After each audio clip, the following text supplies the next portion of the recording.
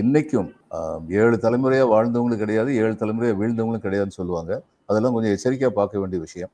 ஏன்னா ஏறக்குறைய 7 தலைமுறையா 100 ஆண்டுகளாக இந்த நீதி கட்சி காலத்திலிருந்து திராவிடர் கழகம், திராவிட மனப்பான்மை, திராவிட சித்தாந்தம்னு சொல்லிக்கிறவங்க சொல்ற கருத்துக்கள் இன்டகிரேட்டட் growth, ஒருங்கிணைந்த வளர்ச்சிங்கிறத பத்தி நம்பி பேசுவதற்கு. ஆனால் வர்றவங்க இங்க உள்ள சில ஓட்டை நிச்சயமா தவறுகள் இருக்கு. இந்த திமுக அரசுல தவறு இல்லாமல இருக்கு. எந்த அரசுல தவறு இல்லாம இருக்கு. ஆனா குணம் நாடி குற்றமும் நாடி அவற்றுள் மிகை நாடி மிக்க கொள்ளுன்னு பார்க்கணும். அவங்களுடைய தவறு இரக்கம் இல்லாம சுட்டி காட்டுறாரு. அதே சமயத்துல தவறை திருத்திக் கொள்ளுங்கள் என்று சொல்லுவோமே ஒழிய இந்த தவறினால் நீங்க முழுக்க முழுக்க தண்டிக்கப்பட வேண்டும் சொல்லி சொல்றது இல்லை. ஏன்னா இவங்களை தண்டிச்சு வீட்டுக்கு அனுப்பிட்டு அடுத்து வர்றவங்க எப்படி இருப்பாங்க? விவசாயிகள் சட்டத்துக்கு ஆதரவு கொடுத்து அங்க ஓட்டு போட்டுட்டு இங்க அதிமுக என்ன சொன்னாங்க, இது கூட்டணி தர்மம் அப்படின்னா. சிஏ சட்டத்துக்கு ஏன் ஓட்டு போட்டீங்கன்னா தமிழ்நாட்டில் உள்ள ஒரு முஸ்லீம் கூட அதனால பாதிக்கப்பட மாட்டான்னு சொன்னாங்க. தமிழ்நாட்டில் உள்ள முஸ்லீம் மட்டுமா கவலைப்படணும்? இது ஒரு மாநில கட்சியாக இருக்கலாம், ஆனால் தேசிய கண்ணோட்டத்துடன் உள்ள கட்சி. இதெல்லாம் பார்க்கும்போது அவங்க என்ன நடக்குங்கிற பயம், அச்சம் நமக்கு இருக்கிறது.